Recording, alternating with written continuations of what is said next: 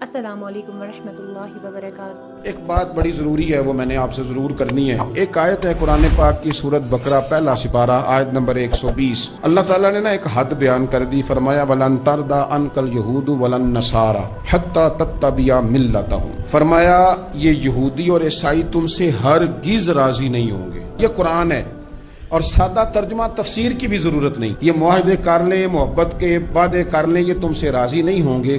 کب راضی ہوں گے؟ حتی تتبع ملتہم، یہاں تک کہ تم ان کے دین کی پیروی کرنے لگ جاؤ۔ میرا جب پہلی دفعہ پاسپورٹ بنا تو میں نے سارا پڑھا، کتابیں پڑھنے کا شوق تھا شروع سے۔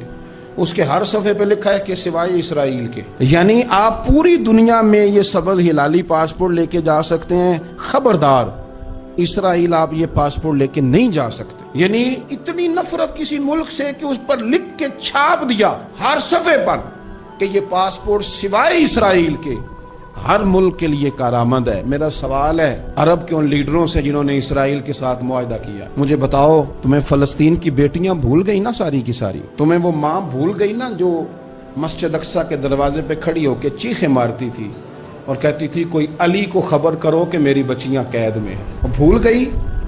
تمہیں وہ بہن بھول گئی نا جس پر شراب کی بوتل انڈیڑتے تھے اسرائیل کے فوجی؟ وہ آپ کو ابھی بھی ویڈیو مل جائے گی۔ وہ انڈیلتے تھے شراب کی بوتل، اسے پکڑتے تھے، دست درازی کرتے تھے، اور وہ بیٹی کہتی تھی یا رحمت للعالم۔ بھول گیا تمہیں وہ سارا کچھ؟ تم نے 1 منٹ لگایا اور تم معاہدہ کس سے کروا رہے ہو؟ امریکہ کے صدر سے؟ اتنا ظلم کیا تم نے، اتنا قاتل کے ساتھ معاہدہ؟ کیا سمجھتے ہو فلسطین والوں کا کوئی والی وارث نہیں؟ سنو، میرے رسول کریم صلی اللہ علیہ وسلم نے فرمایا میرا کوئی مالدار امتی دنیا سے چلا جائے، پیسے جائیدادیں چھوڑ کر، نبی پاک صلی اللہ علیہ وسلم نے فرمایا مسلمان ایک جسد واحد کی طرح، ایک جسم کی طرح، ایک حصہ تکلیف میں ہو تو دوسرا اس کی درد محسوس کرتا ہے۔ انسان کے وجود کے اندر سب سے قیمتی اس کا دماغ ہوتا ہے، اسی سے سوچتا ہے، اسی سے وہ عمل کرتا ہے، اسی سے منصوبہ بندی کرتا ہے، اسی سے وہ مومن ہوتا ہے، اسی سے معاذ اللہ کافر ہوتا ہے۔ اور وجود کے اندر جس کو درجے کے لحاظ سے بولنے میں بعض اوقات کم درجہ سمجھا جاتا ہے وہ پیر ہوتے ہیں۔ اور تو میری ٹھوکر کے بھی قابل نہیں، میں تجھے جوتے کی نوک پہ، پیر کی نوک پہ بھی نہیں سمجھتا۔ ہم یہ کہتے ہیں محاورتاً کہ تو پیروں کے قابل بھی نہیں، یعنی سب سے اعلیٰ درجہ دماغ کو دیا، دل کو دیا، اور سب سے ہلکا درجہ پاؤں کو دیا۔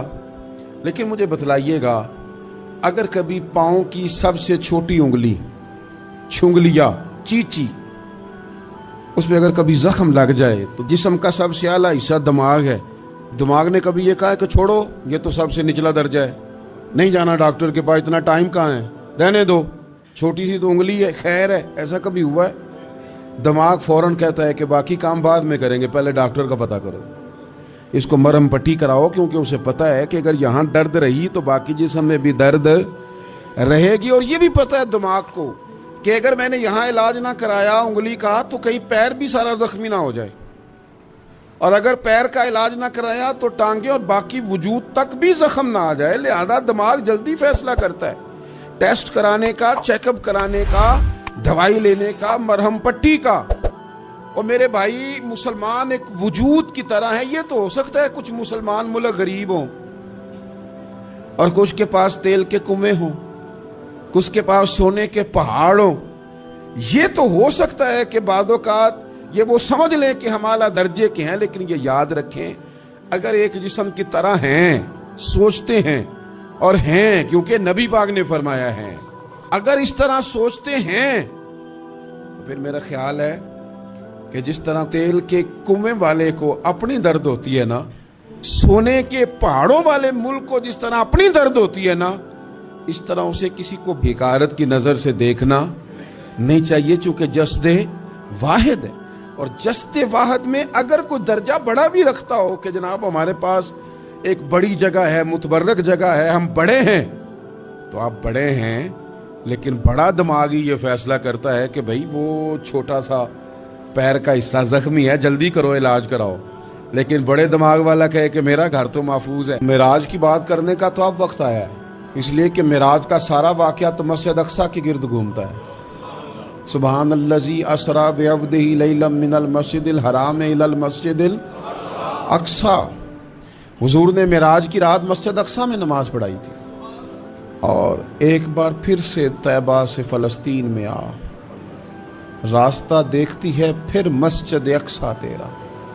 ایک بار حضور گئے تھے مکے سے مسجد اقصیٰ، اور پھر حضور فرماتے ہیں جب میں واپس گیا نا تو کفار نے جو کہ مسجد اقصیٰ دیکھی ہوئی تھی تو مجھ سے پوچھنا شروع کر دیا کہ مسجد اقصیٰ کی کھڑکیاں کتنی ہیں، دروازے کتنے ہیں، پلر کتنے ہیں۔ جب انہوں نے سوال جواب کیے تو حضور فرماتے ہیں کہ رب کریم نے مسجد اقصیٰ کو اٹھا کے میرے سامنے رکھ دیا۔ میں دیکھتا جاتا تھا، بتاتا جاتا تھا، کہہ لوں بات کر لوں۔ ایک دفعہ حضور مکے سے مسجد اقصیٰ آئے، اور ایک دفعہ مسجد اقصیٰ میرے نبی کی زیارت کے لیے مکے گئی، حضور کی زیارت کے لیے مکہ شریف گئی۔ او میرے نبی تو صرف کسی چیز کی طرف ایک دفعہ دیکھ لیں تو وہاں رحمت کے پھول کھلتے ہیں۔ مسجد اقصیٰ کی طرف منہ کر کے 17 مہینے میرے نبی نے نماز پڑھی ہے۔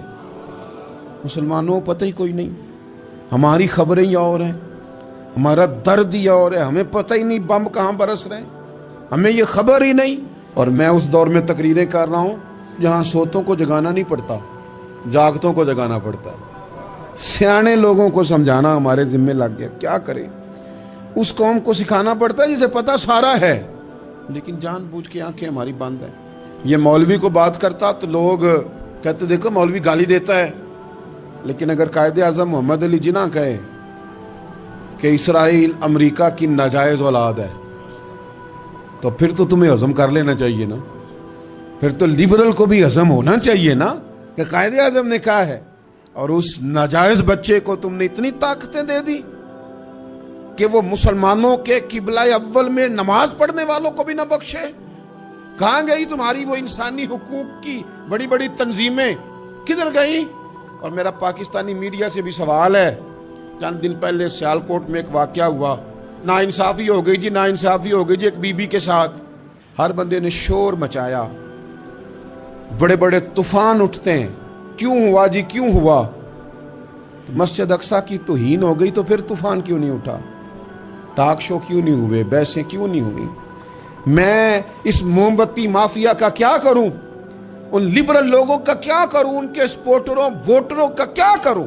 ان سیاسی جماعتوں کے کارکنوں کو کیا نام دوں کہ جو ان فضول بحثوں میں تو وقت ضائع کرتے ہیں، اور وہ مسجد اقصیٰ جس کے بارے میں میرے نبی پاک صلی اللہ علیہ وسلم سے ایک صحابیہ نے پوچھا تھا، یا رسول اللہ مسجد اقصیٰ میں نماز پڑھنا کتنا کو بہتر ہے باقی نمازوں کے مقابلے میں؟ تو حضور نے فرمایا 1000 گنا بہتر ہے۔ بی بی عرض کرنے لگی، سونیا میں جا تو نہیں سکتی، دل بڑا کرتا ہے۔ حضور نے فرمایا جا نہیں سکتی تو وہاں تیل ہی بھجوا دے، جس میں حاضری لگوانے کی حضور بات کریں جس مسجد میں۔ اور نبی پاک علیہ السلام نے فرمایا خاص کر کے سفر کرنا ہوا تو 3 مسجدوں کے لیے کرنا، ایک مسجد حرام بیت اللہ کے لیے، ایک مسجد نبوی کے لیے، اور تیسرا مسجد اقصیٰ کے لیے۔ بیت المقدس مسجد اقصیٰ معمولی جگہ نہیں، حضور نے فرمایا 3 سفر کرو تو سمجھنا ہم عبادت کر رہے ہیں۔ کون کون سے؟ فرمایا اگر بیت اللہ جاؤ تو عبادت سمجھ کے جانا، مسجد نبوی کی طرف جاؤ تو عبادت ہے، اور مسجد اقصیٰ کی طرف جاؤ تو یہ بھی عبادت ہے۔ اور فرمایا مسجد اقصیٰ میں جس نے ایک نماز پڑھی اسے 25,000 نمازوں کا ثواب ملے گا۔ اور میرے رسول پاک نے یہ وہ مسجد ہے جس کے ساتھ معراج شریف جڑا ہوا ہے۔ قرآن پاک نے کہا کہ اس مسجد میں سبحان الذی اسری بعبدہ لیلا من المسجد الحرام الی المسجد الاقصی۔ مسلمانوں قرآن کہتا ہے کہ تمہارے معراج کی شان رسول پاک کی مسجد اقصیٰ سے جڑی ہے۔ جس محبوب کو رب معراج کرائے تو مسجد اقصیٰ میں لا کے کرائے۔ وہ جگہ معمولی جگہ ہے، وہ معمولی جگہ ہے مسجد اقصیٰ۔ نبی پاک نے وہاں نبیوں کی امامت کرائی، 17 مہینے اس مسجد کی طرف منہ کر کے تیرے اور میرے رسول نے نمازیں پڑھی۔ چھوٹی جگہ ہے، اور پوری دنیا کا مسلمان اسے چاہیے شرم سے گڑ جائے۔ ایک امریکہ کا صدر بول کے کہتا ہے کہ اسرائیل کو اجازت ہے اسے دارالحکومت بنائے، اور مسلمان حکمران بیان دے رہے ہیں ظالموں لٹیرو، تم اپنی سیاستیں چمکانے کے لیے پہلے ایک دوسرے کو گالیاں دیتے ہو، پھر اکٹھے بیٹھ جاتے ہو نمبرنگ کرنے کے لیے۔ تم دین کے اس مسئلے میں سارے اکٹھے کیوں نہیں بیٹھے؟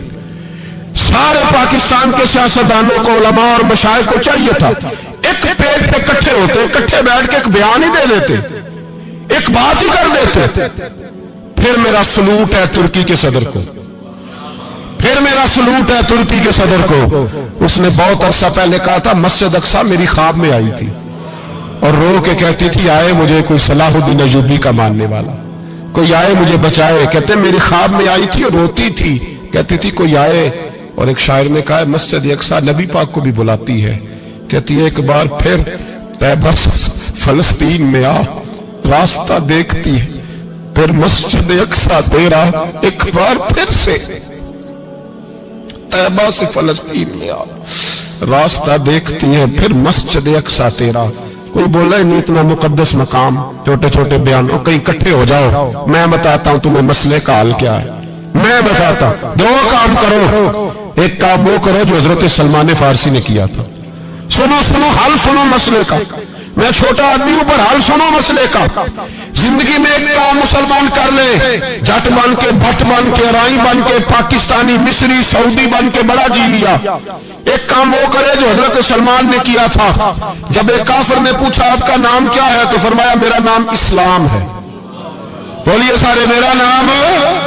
کہا تمہارے باپ کا نام؟ فرمایا اسلام. دادا کا نام؟ کہا اسلام. پردادا کا نام؟ بازو تیرا توحید کی قوت سے کمی ہے، اسلام تیرا دیس ہے تو مصطفی ہے. ایک کام وہ کرو جو حضرت سلمان نے کیا تھا. کافر جب پوچھے تو کہو ہم سارے اسلام ہیں. ہم سارے کیا ہیں؟ ہم پہلے مسلمان ہیں، باقی بعد میں کچھ اور چیز. دوسرا کام وہ کرو جو حضرت امیر معاویہ نے کیا تھا. سن لو یہ حال ہے اس مسئلے کا. سنو حضرت مولا علی شیر خدا رضی اللہ تعالیٰ عنہ اور جناب امیر معاویہ کی جنگ ہو رہی تھی، لڑائیاں ہو رہی تھی، اختلافات تھے، فوجیں بیٹھی تھی. حضرت مولا علی اور جناب امیر معاویہ کی جنگ ہو رہی تھی تو روم کے بادشاہ نے، عیسائی بادشاہ نے حضرت علی کو خط لکھا کہ میں تیرے اوپر حملہ کرنے والا ہوں. خط لکھا نا حضرت علی کو، تو جواب حضرت امیر معاویہ نے دیا. چاہیے تھا نا مولا علی جواب دیتے. حضرت امیر معاویہ بولے اور بول کے کہنے لگے اور روم کے کتے ہم گھر میں جتنا مرضی لڑے، یہ نہ سمجھنا تو علی پہ حملہ کرے گا تو میں تماشا دیکھوں گا. فرمایا تو علی پہ حملہ کر تو صحیح، علی سپہ سالار ہوگا اور امیر معاویہ اس کا سپاہی ہوگا. گھر میں جتنا مرضی لڑے پر رسول اللہ کے نام پہ ہم اکٹھے ہو جایا کرتے. یہ رسول اللہ کا دین ہے، اس پہ ہم اکٹھے ہیں، یکجان ہیں. فرمایا علی سپہ سالار ہوگا اور امیر معاویہ سپاہی ہوگا، اکٹھے نکلیں گے اور کفر کو بتائیں گے کہ اگر تم مسلمانوں کی طرف دیکھو گے پھر ہم یکجان ہیں. پھر ہم بولیے پھر ہم گنبد خضرا کے سائے تلے ایک ہیں، ایک ہیں، ایک تھے اور ایک رہیں گے. اس لیے یہ دو کام اگر مسلمان کرے، دو کام ٹھیک ہے. اختلاف ہو گئے، بڑا کچھ ہو گیا، لیکن ان سے کہیں کہ جب تم آؤ گے تو پھر ہمیں علیحدہ علیحدہ نہیں پاؤ گے، پھر ہمیں تم اکٹھے پاؤ گے، اکٹھے میدان میں نکلیں گے. اور کوئی اتنی لمبی چوڑی بات نہیں. میں کیا کروں، میرا تو آئیڈیل بنتا جا رہا ہے طیب اردگان. عجیب بات ہے نا کہ اس کے پاس اپنی طاقت آپ سے کمزور ہے، آپ کی تگڑی ہے. اس کے پاس جو فوجی طاقتیں ہیں وہ اپنی جگہ پر، آپ کی فوجی طاقتوں کا لوہا مانتی ہے دنیا. لیکن پھر مجھے کہنے دو نا، میدان میں بندہ ایٹمی طاقت سے نہیں لڑتا، ایمان کی قوت سے لڑتا ہے. اور بول اٹھا ہے نا، کیا کر لیا اس نے اپنی پارلیمنٹ سے خطاب کیا ہے، مطالبہ ہے، علماء سے گزارش ہے، مشائخ سے گزارش ہے، ہر مکتبہ فکر کے آدمی سے گزارش ہے، علماء اور سیاستدانوں سے اپیل ہے کہ پارلیمنٹ کا مشترکہ اجلاس بلائیں، مشترکہ. اس میں ہر سیاسی جماعت کا لیڈر بیٹھے اور اکٹھے بیٹھ کے ان کو یہ میسج دیں کہ بازو تیرا توحید کی قوت سے قوی ہے، اسلام تیرا دیس ہے تو مصطفی. اور ان کو بتائیں کہ ہزاروں قومیں وجود میں آئیں، دہر میں خشک و تر کے رشتے سے ہم نے بنیاد دوستی رکھی، یاد خیر البشر کے رشتے سے. مسلمان ہی نہیں ہوتا. صلاح الدین ایوبی اپنے خیمے میں بیٹھے تھے، ایک بی بی آ گئی، اس قبیلے کا کوئی شخص مسلمان نہیں ہوتا. بی بی آئی، آگے کہنے لگی میرے 4 بیٹے جنگ میں کھو گئے، چھوٹے چھوٹے بچے جنگ میں کھو گئے، مل نہیں رہے. فوجیوں کو حکم دے مجھے میرے بچے تلاش کر کے دیں. صلاح الدین ایوبی نے جھٹ پٹ سر پہ امامہ باندھا، نیزہ پکڑا، सीने बंद बांधा, अपने जुब्बे को समेटा और बाहर कहने लगी तू किधर जा रहा है? कहने लगा मैं खुद तेरे बच्चे तलाश करके दूंगा। सलाहुद्दीन चंद सिपाही साथ में गली गली निकले, गली गली फजर के निकले, असर हो गई, थक गए, 2 नमाजें सहरा में पड़ी, जंगल के अंदर पहुंचे तो एक कोने में 4 बच्चे एक जगह डरे और सहमे हुए बैठे मिले। सलाहुद्दीन अयूबी उठा के लाए, माँ को कहने लगे तेरे बच्चे हैं। निकला इसलिए था कि मेरे नबी ने फरमाया बच्चे जुदा हो तो माँ को दर्द बड़ा होता है, और मेरे रसूल ने फरमाया था जब जंग करने जाओ तो खेत बर्बाद न करना, फसलें तबाह न करना, बच्चों को माँ से जुदा न करना। फरमाया मैं सोच रहा था तेरे बच्चे कहीं मेरी वजह से जुदा हो गए तो मुस्तफा को जवाब क्या देना। फरमाया तेरे बच्चे ढूंढ के लाया हूं। बच्चे माँ के पास आने लगे तो माँ ने बड़े बेटे के मुंह पे थप्पड़ मारा। कहता है अम्मा क्या हुआ? कहने लगे तूने सुना नहीं कि दुश्मन के बच्चों की इतनी हिफाजत करता है, मेरे पास ना जा, उसके कदमों में बैठ जा। जिस नबी के गुलाम इतने सच्चे हैं वो नबी कितना सच्चा होगा। बनु कुरैजा और बनु नुज़ैर 2 मोहल्ले थे यहूदियों के। यहूदियों ने बड़ी आहत शिकनी की तो नबी पाक सल्लल्लाहु अलैहि वसल्लम ने उनको बेदखल कर दिया, मदीने से निकाल दिया, मदीना मुनव्वरा से। यहूदी निकल गए मदीना तैयबा से, तो जब वो निकल के जा रहे थे तो उनके मकान, उनके बाग, उनकी जायदादें बच गई। नबी पाक अलैहिस्सलाम ने अंसारे मदीना को पहले बुलाया। जाग रहे हैं ना आप लोग? पैसे आते किसी को बुरे लगते हैं, अब तो ये भी हलाल हराम की तमीज भी उठती जा रही है। जायदाद, बाग, माल, इलाका खाली हुआ है, वो चले गए, लोग तो ढूंढते फिरते हैं। अल्लाह खैर फरमाए, शामलाट जगह मिलती नहीं अब शहरों में, वो किस किस ने नाम करा लिया, किधर गई है कोई खबर ही नहीं, खाली जगह पड़ी है। मेरे नबी पाक अलैहिस्सलाम ने पहले अंसारे मदीना को बुलाया। हुजूर ने फरमाया अंसारियों, बहुत बड़ी जायदादें यहूदियों की, बनु नुज़ैर और बनु कुरैजा महल्ले खाली हो गए, मेरा दिल करता है वो तुम्हें दे दूं, इसलिए कि तुमने अपने मुहाजिर भाइयों के साथ बड़ा ताउन किया, जायदादें तुमने दे दी हैं, मकानात दे दिए हैं, बड़ा कुछ तुमने दिया है, मेरा दिल करता है वो तुम्हारे नाम कर दूं। तो अंसारे मदीना क्या कहने लगे या रसूल अल्लाह, दे तो हमने दिया है पर वो बेचारे झिझकते ही रहते हैं, वो झिझकते ही रहते हैं, खोल के हमारी चीजें इस्तेमाल नहीं करते। तो हुजूर हम तो पहले ही अंसार है, हमारे पास बड़ा कुछ है, आप मेहरबानी फरमाए वो सारा कुछ मुहाजिरों को दे दे मुहाजिरीन को, हमें नहीं चाहिए। अब चले गए बात करके, मेरे हबीब पाक ने मुहाजिरों को बुला लिया, फरमाया बनु नुज़ैर और बनु कुरैजा कबीले की जायदादें आई हैं, तुम्हारे पास बज़ाहिर जो चीजें हैं भी वो भी अंसारे मदीना की हैं, तो मेरा ये ख्याल है कि वो सारा कुछ तुम्हें दे दिया जाए।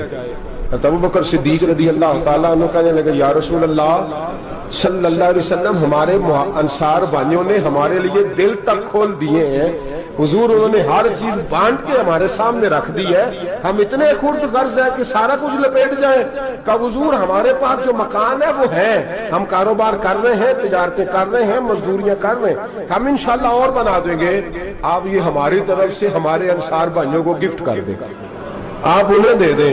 मेरे हबीब की आंखों में आंसू आ गए, मेरे नबी पाक अलैहिस्सलाम रो पड़े, या रसूलल्लाह क्यों रोते हैं? फरमाया तुम्हारा ये भाईचारा कायम रहा तो अल्लाह इस्लाम को बड़ी कुव्वतें अता फरमाएगा, अल्लाह ताकतें देगा इस्लाम को, अगर तुम्हारा ये रंग कायम रहा, ये अंदाज, मेरे गुलामों तुम्हारे ये तौर तरीके, एक भाई कहता है दूसरे को, दूसरा कहता है तीसरे को। मुसलमानों की ना एक तादाद लड़ते लड़ते लड़ते लड़ते दूर चले गई, तातारियों ने कैद कर लिया, 4 मुसलमान थे, तबलीग करने गए, जंग करने गए, जिहाद करते करते काफिरों से लड़ते लड़ते तातारी कौम में चले गए, वहां कैद कर लिए गए तो सजाए मौत का हुक्म हुआ। 4 बुजुर्ग थे, सजाए मौत का हुक्म हुआ तो तातारी बादशाह जो था वो बड़ा खिलाफ था, बड़ा सख्त मुखालिफ था मुसलमानों के। उसने कहा कि इनको जब फांसी देना ना मुसलमानों को तो मेरे सामने देना। अब 4 आलिम हैं, 4 सूफी हैं, सफेद दाढ़ियां, सर पे इमामे, फांसी का वक्त आया तो जो फांसी घाट है वो एक है, चारों को इकट्ठे फांसी नहीं हो सकती, एक को कहा कि एक एक करके इनको फांसी दो। जब फांसी का वक्त आया ना तो जो सबसे पीछे सूफी थे वो दौड़ के आगे आए, कहने लगे बादशाह पहली बारी मेरी लगा, पहली। अब बादशाह ने कहा ठीक है इसे लटका दो, वो करीब आए तो दूसरे दौड़ आए, कहने लगे नहीं नहीं पहली बारी में, मैंने ज्यादा काफिर कत्ल किए, मेरा बड़ा जुर्म है, मुझे पहले सजा दो। ان کو پھانسی دینے لگے تو تیسرے آ گئے, کہنے لگے نہیں یہ تو میرا قتل کرتا تھا, رستے میں بتایا کرتا تھا, ڈھونڈ کے میں بتلاتا تھا کہ یہاں زیادہ تعداد ہے, مجھے پہلے پھانسی دو. تیسرے کے ساتھ بات ہو رہی تھی تو چوتھا دوڑا آیا, کہنے لگا یہ رستے بتاتا تھا, یہ تبلیغ کرتا تھا, یہ سارا کچھ کرتا تھا, لیکن کہا یہ کہتے تھے چلو واپس چلتے ہیں, میں جانے نہیں دیتا تھا, میں کہتا تھا اور کافر مارنے اور علاقے فتح کرنے, میرا جرم بڑا ہے, مجھے پہلے پھانسی دو. بادشاہ کہنے لگا مجھے 35 سال ہو گئے حکومت کرتے, بڑی دنیا کو پھانسی دی ہے, لوگ تو ایک دوسرے کو دھکے دیتے ہیں کہ پہلے تو جا پہلے تو جا, اور تم کیسی قوم ہو کہ ایک دوسرے پہ قربان ہو رہے ہو. کہنے لگا تم ایک باپ کی اولاد ہو, جاگ رہے ہیں آپ لوگ, تاتاری بادشاہ کافر بادشاہ اسلام کی مخالفت کر دیں, ایک باپ کی اولاد ہو کا نہیں, ایک قبیلے کے رہنے والے ہو کا نہیں, ایک ملک کے رہنے والے ہو نہیں. اس نے کہا رشتہ کیا ہے تمہارا, رشتہ کیا ہے؟ بول کے کہنے لگے خدا ایک ہے نبی ایک ہے, خدا ایک ہے اور نبی منفرد ایک ہے, اس قوم کی نقصان بھی ایک ہی سب کا نبی, اللہ بھی قرآن بھی ایک. کیا ہی اچھا تھا ہوتے اگر مسلمان بھی ایک, یوں تو سید بھی ہو مرزا بھی ہو افغان بھی ہو, تم سبھی کچھ ہو بتاؤ کہ مسلمان بھی ہو. فرمایا ہمارا اللہ ایک ہے نبی ایک ہے. تو کہا پھر ایک دوسرے پہ جان کیوں دیتے ہو؟ فرمایا ہمارے نبی نے ہمیں بھائی بھائی بنا دیا ہے, بھائی کا دل نہیں کرتا اس کی آنکھوں کے سامنے بھائی چلا جائے, ہمارا دل نہیں کرتا پہلے مجھے دے پہلے مجھے دے. بادشاہ کہنے لگا تمہارا جذبہ مجھے متاثر کر گیا, جاؤ میں تم چاروں کو آزاد کرتا ہوں, تمہیں آزاد کرتا ہوں. میرے دوستو یہ رنگ تھا, دیکھیں نا, یہ اس دھرتی نے نظام دیکھا ہے نا, اس فلک نے پہلی بار دیکھا, اس زمین نے پہلی بار, اور میرے حضرت صاحب فرمایا کرتے تھے زمین تڑپ کے روئی, اس نے پہلی دفعہ دیکھا. احد کا میدان ہے, 3 صحابہ تپتی ہوئی زمین پہ زخموں سے چور چور پڑے ہیں. حضرت انس بن نضر رضی اللہ تعالیٰ عنہ پانی کا پیالہ لے کے پہنچے, ایک زخمی سے کہا تجھے پانی پلانا ہے, تو کہنے لگا میرے زخم تھوڑے ہیں, وہ جو ساتھ پڑا ہے اس کے زخم گہرے ہیں, پہلے اسے پانی پلا دے, جا اسے دے دے. اس کے پاس پہنچے تو وہ کہنے لگا وہ مجھ سے پہلے گرا تھا, اس کا زخم زیادہ گہرا ہے, اسے پانی پلا. تیسرے کے پاس گئے تو کہنے لگا چوتھا تڑپ زیادہ رہا ہے, اس کی عمر زیادہ ہے, میں تو جوان ہوں برداشت کر لوں, بڑھاپے کی وجہ سے نڈھال ہو گیا, پہلے اسے پانی پلا. چوتھا کہنے لگا پانچویں کے پاس جا, پانچواں کہنے لگا چھٹے کے پاس جا. حضرت انس بن نضر کہتے میں رو پڑا, میں نے کہا محمد کے غلاموں, رسول نے تمہیں کیسا جذبہ دے دیا ہے, زبانیں پیاس سے باہر ہے لیکن تمہاری اخوت مرتے دم تک قائم ہے. کہتے میں 7ویں کے پاس گیا تو کہنے لگا اگر 6 قربانی دے سکتے ہیں تو مجھے خود غرض نہ سمجھ, میں نے نہیں پانی پینا, جا پہلے کے پاس لے جا. کہتے میں پہلے کے پاس آیا تو روح پرواز کر گئی, دوسرے کے پاس آیا تو روح پرواز کر گئی, میں 7ویں تک آیا تو انتقال کر گئے. کہتے ہیں پانی کا پیالہ میں نے اٹھایا اور میں نے زمین پہ رکھا تو میں نے کہا پانی گوا رہنا, محمد کے غلام مر تو جاتے ہیں پر ایک دوسرے کا خیال بڑا رکھا کرتے ہیں, گوا رہنا یہ مر جایا کرتے لیکن ایک دوسرے کا درد. میرے دوستو لٹا ہوا برما, روتے ہوئے مسلمان, سسکیاں اور آہیں لیتی ہوئی مائیں پوچھتی ہیں اے خاصا اے خاصان رسول, وقت دعا ہے, امت پہ تیری آ کے عجب وقت پڑا ہے. وہ دین جو بڑی شان سے نکلا تھا وطن سے, پردیس میں وہ دین آج غریب الغربا ہے. فریاد ہے اے کشتی امت کے نگہباں, بیڑا یہ تباہی کے قریب آن لگا ہے. اور کیا خوبصورت جملے کہے تھے کہ نبی پاک صلی اللہ علیہ وسلم نے, حضور نے فرمایا تھا میرا مومن ایک جان کی طرح ہوتا ہے, ایک جان کی طرح ہوتا ہے, ایک کو تکلیف ہو جسم کے ایک حصے کو سارا حصہ پریشان ہوتا ہے. فرمایا یہ ایک مکان کی طرح ہے, ایک اینٹ دوسری اینٹ کو مضبوط کرتی ہے. فرمایا یہ مضبوط لوگ ہیں, یہ مضبوط لوگ. حضرت عمر فاروق کا زمانہ ہے, ایک آدمی نے سیری بھیج دی ایک گھر میں بطور تحفہ, قحط کا زمانہ تھا, گوشت ملتا نہیں تھا, جانور. ایک آدمی نے سیری بھیج دی ایک آدمی کے گھر میں.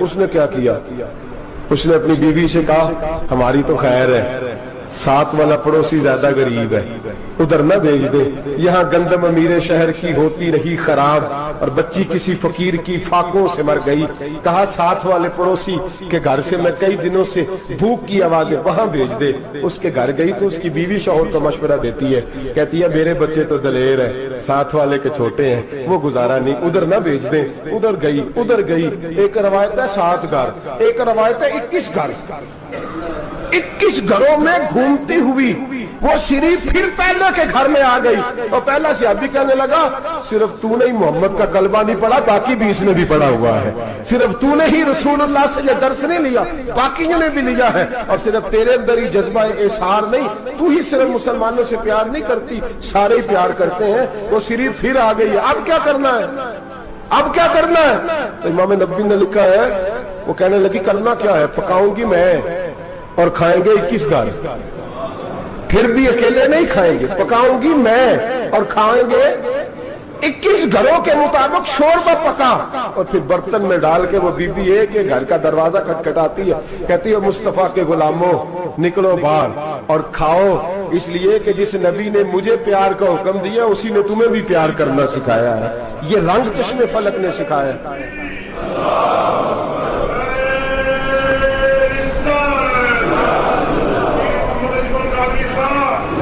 آپ کی بڑی مہربانی، زندہ باد وہی ہے جس کو اللہ رسول زندہ باد فرمائے، بڑی مہربانی، اللہ جزا دے۔ عرض یہ کرنے جا رہا تھا کہ رسول کریم صلی اللہ علیہ وسلم نے پیغام دیا امت کو، فرمایا دیکھیں نا کتنے بڑے لفظ ہیں، یہ نہیں فرمایا دوزخ میں جائے گا، یہ نہیں فرمایا کہ اسے جہنم کی سزا ملے گی، میرے نبی نے فرمایا میں اسے مومن مانتا ہی نہیں، میں اسے مسلمان اپنا مانتا ہی نہیں۔ حضور کسے؟ فرمایا جو پیٹ بھر کے کھاتا ہے اور اس کا ہمسایہ بھوکا سو جاتا ہے، میں مومن ہی نہیں مانتا۔ سزا تو تب ملے گی نا کہ جب میں کسی سزا کا اعلان کروں، میں مانتا ہی نہیں، وہ میرا ہے ہی نہیں، خود پیٹ بھر کے کھا رہا ہے، ہمسایہ اس کا بھوکا، میں نہیں مانتا۔ انما المؤمنون اخوہ، مومن بھائی بھائی، میں مانتا ہی نہیں اسے۔ اور میرے حبیب پاک اتنے بڑے لفظ حدیث میں اور کہیں نہیں ملیں گے آپ کو، اتنے بڑے جملے کہیں نہیں ملیں گے۔ میرے نبی پاک نے فرمایا اللہ کہے گا قیامت کے دن، کون؟ اتنے بڑے لفظ حدیثوں میں ملتے نہیں جتنے یہ ہیں۔ حضور نے فرمایا رب فرمائے گا بندے سے کہ میں تیرے پڑوس میں بھوکا تھا، تو نے مجھے روٹی کیوں نہیں کھلائی؟ کون کہہ رہا ہے؟ اللہ کہہ، میں بھوکا تھا تو نے روٹی نہیں دی، میں ننگا تھا تو نے کپڑا نہیں دیا، میں پیاسا تھا تو نے پانی نہیں پلایا، میں بیمار تھا تو تیمارداری۔ یا اللہ نہ تو کھاتا ہے، نہ پیتا ہے، نہ کپڑا پہنتا ہے، نہ تو بیمار ہوتا ہے، لا تاخذہ سنۃ ولا نوم، تجھے بیماری آتی نہیں، اونگ نیند نہیں آتی، میرے مالک تو میرے پڑوس میں تھا۔ تو حضور فرماتے ہیں رب فرمائے گا وہ جو بندہ تیرے پڑوس میں بھوکا تھا تو بندہ تو میرا ہی تھا نا، وہ جو بندہ تیرے پڑوس میں ننگا تھا تو بندہ تو میرا ہی تھا نا، وہ جو تیرے پڑوس میں پیاسا تڑپتا رہا تو وہ میرا ہی بندہ تھا۔ تو دوائی لینے جائے تو بڑے اسپتال میں اور اس بیچارے کو 20 روپے پرچی کے بھی میسر نہ آئے تو میرا ہی بندہ تھا۔ میرے دوست خیال کر اور یاد رکھ، یہ جو ہمسائے ممالک میں ظلم ہوتے ہیں، زیادتیاں ہوتی ہیں، ہمارے گھر کا پنکھا اچھا چلتا ہے، ہم جلوس اس وقت نکالتے ہیں جب ہماری لائٹ بند ہوتی ہے، ہم جلوس اس وقت نکالتے ہیں جب ہمارا ایسا جو ہمیں تنگ کرتا ہے، ہم اس وقت درد محسوس کرتے ہیں جب ہمارے گھر تک آگ آ جاتی ہے۔ یہ جو باہر آگ جل رہی ہے یہ تیرے گھر بھی آ سکتی ہے، یہ جو باہر فساد ہو رہا ہے یہ تیرے دروازے تک آ سکتا ہے۔ میرے رسول پاک نے ایک جان، مسلمان کو ایک جان قرار دیا۔ مجھے بتائیے انگلی کو کٹ لگ جائے، مسلمان ایک جان ہے نا، انگلی کو لگ جائے کٹ، دماغ کہتا ہے میں نے نہیں سوچنا اس کے بارے میں نے اس کے درد کو محسوس ہی نہیں کرنا، انگلی کی درد ہے، انگلی جانے اس کا کام جانے، ایسے ہی ہوتا ہے نا۔ بولے پیروں سے کہتے ہیں، انگلی کہتی ہے چل ڈاکٹر کے پاس، پیر کہتے ہیں نہیں میں نے نہیں جانا، انگلی کا کام ہے انگلی جائے، ایسے ہی ہے نا۔ دل سے کہتے ہیں تو تڑپ تھوڑا سا، انگلی کو درد ہے، کہتے میں کو تڑپوں، انگلی کا ماما، انگلی جانے اس کا کام جانے۔ ٹیلی فون کرنا ہے ڈاکٹر صاحب کا پتہ کرنا ہے تو کان کہتا ہے میں نے نہیں بات سننی ڈاکٹر صاحب کی، زبان کہتی ہے میں نے نہیں بولنا، انگلی جانے، ایسا ہوتا ہے۔ پیر احتجاج کر دے کہ میں نے ڈاکٹر کے پاس، میں کچھ چکر کھاتا پھروں ڈاکٹر کی دکان کی، انگلی کو درد ہے انگلی جانے، ایسا ہوتا ہے بھئی؟ میرے رسول پاک نے فرمایا مسلمان ایک جان ہے، تو درد برما کے مسلمانوں کو ہو رہا ہے تو پاکستانی کہہ رہے ہیں کوئی بات نہیں، وہ جانے ان کا کام جانے، ایک جان ہے نا، درد ہونا چاہیے، تکلیف ہونا چاہیے، پھٹے پہ باتیں ہوتی ہیں اس موضوع پہ۔ اسمبلی پہ گفتگو ہوئی ہے اس موضوع پہ؟ آپ کی صوبائی اسمبلیاں اس موضوع پہ بولی ہیں؟ آپ کے کونسل اس موضوع پہ بولے؟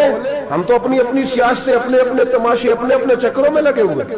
وہ دریا کے اندر سسکتے مسلمان، بنگالی کہتے ہیں ہمارے نہیں، برمی کہتے ہیں ہمارے نہیں، پاکستانی کہتے ہیں ہمارے نہیں، ترکی کہتے ہیں. وہ کس کے ہیں؟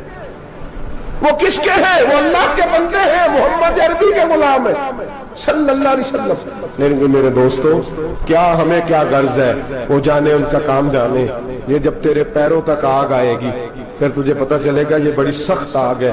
آج جس کافر نے برما پر عرصہ دراز تنگ کیا ہے، مسلمان تھوڑے تھوڑے مفاد لینے کی خاطر نا، بنو عباس اور بنو امیہ کی جنگ چل رہی تھی. بنو عباس جو تھے وہ غالب آ گئے، بنو امیہ جو تھے ان کی حکومت ختم ہو گئی. تو عیسائیوں نے بنو امیہ سے کہا کہ ہم تمہارے ساتھ تعاون کرتے ہیں، ہم تمہارے ساتھ تعاون کرتے ہیں اور بنو عباس پہ غلبہ پا کے تمہیں حکومت دلاتے ہیں. بنو امیہ بڑی جدوجہد کر رہے تھے بادشاہی کے لیے، لیکن انہوں نے کہا کہ ہم لڑ رہے ہیں، کوشش کر رہے ہیں، لیکن ہمیں کسی کافر کی مدد کی ضرورت نہیں. ہم جتنا مرضی لڑیں لیکن کافروں کے ہاتھوں بنو عباس کو مروانے کو ہم تیار نہیں. ہمیں خبردار، تمہارا آپس کا معاملہ ہے، ہم خود نمٹ لیں گے، تمہیں اجازت نہیں دیتے تم اندر کودو اور کود کر کے تم فسادات پیدا کرو اور مسلمانوں کے اندر تقسیم کرو. میرے دوستو، مسلمان کو سوچنا چاہیے، سوچ بڑی رکھنی چاہیے. گھر کی جنگ سے نکل آ، اب بہو ساز کے جھگڑے سے باہر آ جا، اب محلے کی سیاست چھوڑ کے باہر کا سوچ. اب اسلام کو تیری حاجت ہے. اب پوری دنیا جب مسلمان کو دیکھے نا، فیس بک یوز ہوتی ہے، اس پہ نوجوان جب اسلام کی بات کرنے لگے گا، اس پر جب بڑا اسلام کی بات کرنے لگے گا، پوری دنیا میں پیغام جائے گا کہ مسلمان اب جاگنے لگا ہے، مسلم خوابیدہ بیدار ہونے لگا ہے، اب اس کی آنکھیں کھلنے لگی ہیں، اب یہ اپنے مذہب کی بات کرتا ہے، اب یہ اپنے ملک سے، صوبے سے، برادری سے نکل کر بولتا ہے. اب یہ کہتا ہے کہ بازو تیرا توحید کی قوت سے قوی ہے، اسلام تیرا دیش ہے، تو مصطفی ہے. اب یہ بڑی سوچ رکھتا ہے، اب یہ عالمی بات کرتا ہے. میرے دوستو، ہمارا تو حال یہ ہے. امام اعظم ابو حنیفہ کا فتویٰ ہے، آپ فرماتے ہیں جو مولوی عالمی حالات سے باخبر نہ ہو وہ جمعے کی تقریر نہ کرے، وہ مسلمانوں کی رہنمائی نہیں کر سکتا. عالمی حالات سے جو خبردار نہ ہو، تو جس کو چھٹی ہو جائے، تو نے ختم نہیں پڑھا، دوڑ جا مسجد سے، تو ختم نہیں پڑھتا ہمارے، تجھے پتہ ہی نہیں دکان رہتا ہے، بھاگ جا. وہ عالمی حالات پہ بات کرے گا کیونکہ بیچارے کو تو پتہ میری سویرے چھٹی ہو جانی. سیاست کا لفظ چھیڑا نہیں تو میں گیا نہیں. یاد رکھے، وہ جو بیداری ہے، وہ جو اعلیٰ ظرفی ہے، وہ جو بڑی سوچ ہے، وہ جو ملت کی سوچ، وہ جو قومیت کی سوچ ہے، وہ جو آگے بڑھنے کا زاویہ ہے، وہ تو اندر. اقبال کہتے ہیں گلا تو گھونٹ دیا اہل مدرسہ نے تیرا، گلا تو گھونٹ دیا اہل مدرسہ نے تیرا. تجھے تو مدرسے والوں نے پلیٹ پکڑا دیا ہے کہ جا سویرے لنگر کٹھا کر کے لا اور دوپہر کو روٹیاں مانگ کے لا اور دیکھ آج مرا کون ہے، ختم کس کا پڑھنا ہے. تو گلا تو گھونٹ دیا اہل مدرسہ نے تیرا، اب کہاں سے آئے گی صدا لا الہ الا اللہ. تو گھونٹ دیا تیرا گلا، تو کیسے بڑی بات کرے گا؟ بڑی بات کے لیے بڑی سوچ چاہیے، بڑی تگودو چاہیے، بڑی کوشش چاہیے، بڑا حوصلہ چاہیے. مسلمان چھوٹی چھوٹی لڑائی میں، چھوٹی چھوٹی جنگ میں، ایک دکاندار دوسرے دکاندار سے لڑ رہا ہے، گلی والا دوسری گلی والی سے لڑ رہا ہے، محلے والا محلوں پہ اعتراض. ایک شہر میں رہنے والے میں نے دوسرے محلے پہ اعتراض کرتے دیکھے. یقین کریں، ایک شہر میں رہنے والے، علاقے میں بسنے والے کہتے ہیں بھائی توبہ ہے، اس محلے تو اللہ ہی بچائے. لا حول ولا قوت. وہ جو تقسیم در تقسیم کی سوچ ہے، اس نے چھوٹے چھوٹے ٹکڑوں میں مسلمانوں کو بانٹ دیا ہے. چھوٹی چھوٹی تقسیم ہے، چھوٹا چھوٹا ہمارا مزاج ہے، چھوٹی سوچ ہے. بڑی سوچ کی بات سنیے. صلاح الدین ایوبی، جاگ رہے نا آپ لوگ؟ تو آخر حضرت صاحب ایڈی وڈی گل چھیڑ چھڑی ہے، یہ مطلب ہی کون نہیں، کنے برما جانا ہے تو کنے مدد کرنی ہے. میں تو بھائی فریضہ سر انجام دے رہا ہوں. میرے نبی نے فرمایا برائی کو یا ہاتھ سے بدل، ہاتھ سے نہیں بدل سکتا تو زبان سے تو بولنا. تو میں معذور ہوں، کمزور آدمی ہوں، ہاتھ سے بدلنے کی طاقت نہیں رکھتا، تو دوسرے درجے پہ تو مجھے عمل کرنے دو نا. اثر کرے نہ کرے سن تو لے میری فریاد، نہیں ہے داد کا طالب یہ بندہ آزاد. رونے تو دو، تڑپنے تو دو، آہیں تو بہانے دو، سسکیاں تو لینے دو، مار کھائیے تو تڑپنے تو دو.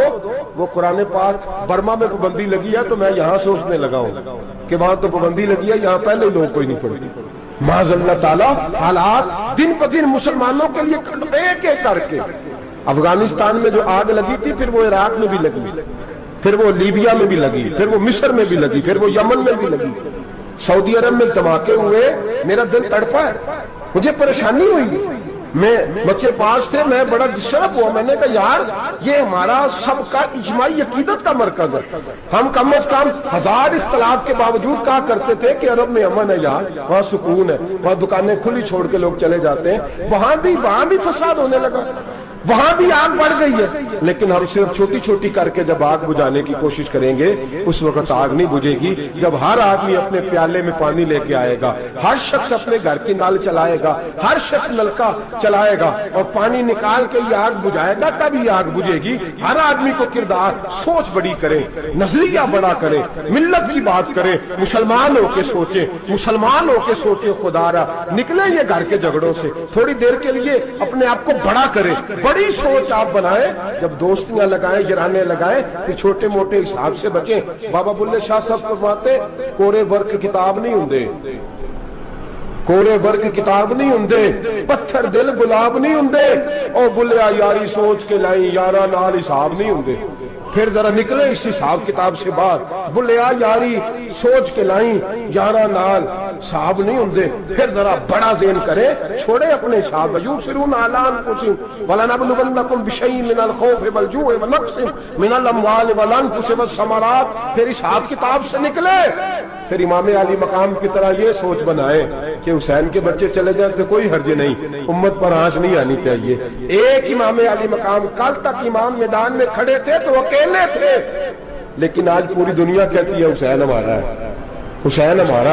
आज नजरिया इमाम अली मकाम जिंदा है, तू अकेला है तो खड़ा हो, ये ना कहा कर छोटी सी मस्जिद है, एक कोना गखड़ काबा, मौलाना तकरीर कर रहे हैं तो क्या बनेगा, एक आवाज कहीं से गूंजा करती है, फिर उसमें तासीर मेरा अल्लाह पैदा फरमा दिया करता है, फिर उसके अंदर कुव्वत मेरा रब पैदा फरमा दिया करता है, फिर अल्लाह उसमें तासीर पैदा करके चार दांग आलम में फैला दिया करता है। सलाहुद्दीन अय्यूबी, मुसलमानों पे जुल्म हुआ, फलस्तीन में आग लगी और पूरे फलस्तीन की गलियां खून से भर गई।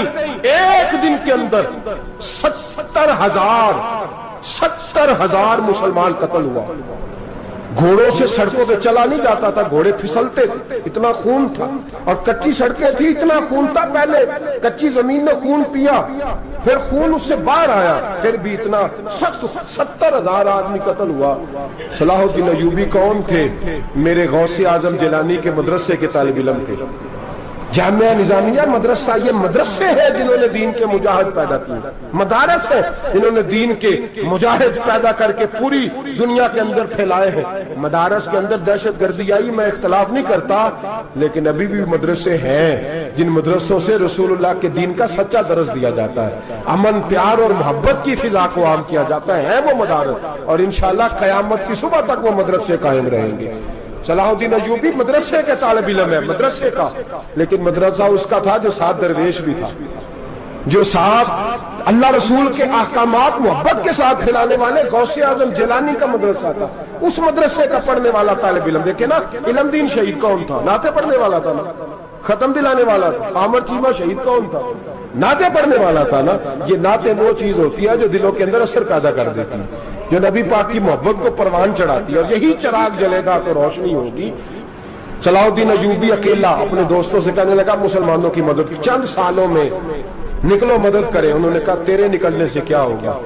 कहने लगा मैंने नहीं निकलना, मेरे अल्लाह ने मेरी मदद करनी है, मेरे अल्लाह ने मेरी उठ बांध कमर, क्या डरता है फिर देख खुदा क्या करता है, और मैं मुझे निकलने दे, अल्लाह मेरी मदद करेगा। थोड़ा थोड़ा करके फौज जमा की, कोशिश की। चंद सालों के बाद उसी जगह जहां मुसलमानों का खून बहा था, अल्लाह ने इस्लाम का झंडा फिर से बुलंद कर दिया। सलाहुद्दीन अय्यूबी फातेह बन के मस्जिद अक्सा के दरवाजे पे खड़ा है।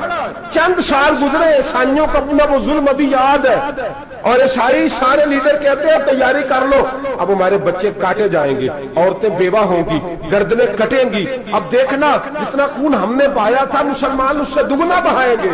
सलाहुद्दीन अय्यूबी घोड़े पे खड़े हैं और पूछते हैं ओ ईसाइयों बताओ तुम्हारे साथ क्या करूं? गर्दनें झुक गईं, जवाब कोई भी नहीं। कहा तुमने 70,000 मुसलमान एक दिन में मारा था, बोलो तुम्हारे साथ क्या करूं? तुमने एक दिन में मुसलमान यूं काटे जैसे गाजर मूली काटी जाती है, बोलो क्या करूं? عیسائی کہنے لگے ہمیں اپنے ظلم یاد ہے، تشدد یاد ہے، بربریت یاد ہے، تو بہتر جانتا ہے تو نے کیا کرنا ہے۔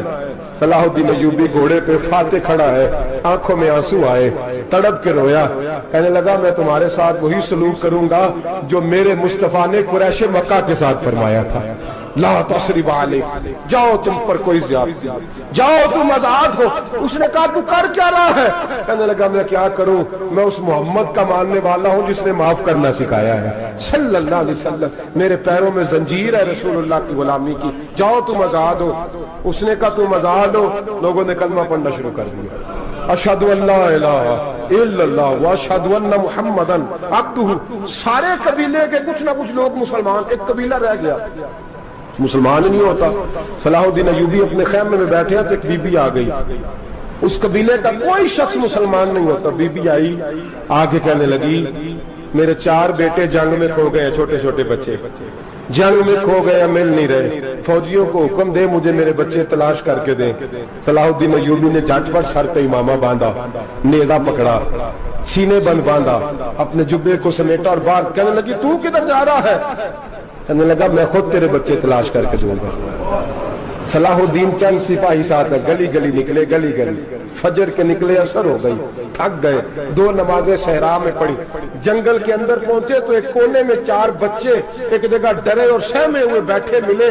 صلاح الدین ایوبی اٹھا کے لائے، ماں کو کہنے لگے تیرے بچے ہیں، نکلا اس لیے تھا کہ میرے نبی نے فرمایا بچے جدا ہوں تو ماں کو درد بڑا ہوتا ہے، اور میرے رسول نے فرمایا تھا جب جنگ کرنے جاؤ تو کھیت برباد نہ کرنا، فصلیں تباہ نہ کرنا، بچوں کو ماں سے جدا نہ کرنا۔ فرمایا میں سوچ رہا تھا تیرے بچے کہیں میری وجہ سے جدا ہو گئے تو مصطفیٰ کو جواب کیا دینا۔ فرمایا تیرے بچے ڈھونڈ کے لایا ہوں۔ بچے ماں کے پاس آنے لگے تو ماں نے بڑے بیٹے کے منہ پہ تھپڑ مارا، کہتا اماں کیا ہوا؟ کہنے لگے تو نے سنا نہیں کہ دشمن کے بچوں کی اتنی حفاظت کرتا ہے، میرے پاس نہ جا، اس کے قدموں میں بیٹھ جا۔ جس نبی کے غلام اتنے سچے ہیں وہ نبی کتنا سچا ہوگا، جس نبی کے نوکر اتنے کھڑے ہیں وہ نبی کتنا کھڑا ہوگا، جا کے کلمہ پڑھ لے۔ میرے دوست یہ اسلام ہے جس نے غیروں کا درد بھی اپنے سینے میں رکھا۔ اقبال کہتا ہے سارے زمانے کا درد ہمارے ہی سینے میں ہے، برما کا مسلمان ہو یا عراق، لیبیا، افغانستان، کشمیر کا مسلمان ہو، میرے دوست وہ غیر نہیں ہے، وہ تیرا اپنا ہے۔ اس کا رنگ نہ دیکھ، اس کی بولی نہ دیکھ، اس کا قبیلہ اور علاقہ نہ دیکھ، دیکھ کہ وہ تیرے رسول کا کلمہ پڑھتا ہے، وہ دیکھ کہ وہ کعبے کی طرف منہ کر کے نماز پڑھتا ہے، دیکھ کہ تیرا اور اس کا نصاب زندگی قرآن ایک ہے۔ میرے دوست کچھ نہیں کر سکتا تو دعا تو کر دیا کر، کچھ نہیں کر سکتا تو التجا تو کر دیا کر، اللہ کے حضور یہ تو کہا کر کہ اللہ مسلمان جہاں بھی ہیں تو ان کی مدد فرما، اللہ مسلمان جہاں بھی ہیں تو ان کی غیبی امداد فرما۔ یہ دعا تو میرے دوستوں ضرور کیا کرو، سوچ بڑی کریں، جب بھی آپ بولیں، جب بھی آپ لکھیں، جب بھی کسی سے بات کریں تو بحیثیت مسلمان کے بات کریں، بحیثیت ایک نبی پاک کے غلام کے بات کریں، اپنی زندگی اس انداز میں ترتیب دیں کہ پہلے آپ مسلمان ہیں، اس کے بعد آپ کچھ اور ہیں، پہلے اسلام کی بات کریں، بڑی بات کریں، بڑے حوصلے کی بات کریں، پھر اسلام کو قوت ملے گی، پھر بیداری امت کو نصیب ہوگی۔ اللہ کریم برما کے مسلمانوں کو اپنی رحمت کی ٹھنڈی چھاؤں نصیب فرمائے، ہمیشہ مدحت خیر الانام میں گزرے، دعا ہے یہ عمر درود و سلام میں گزرے۔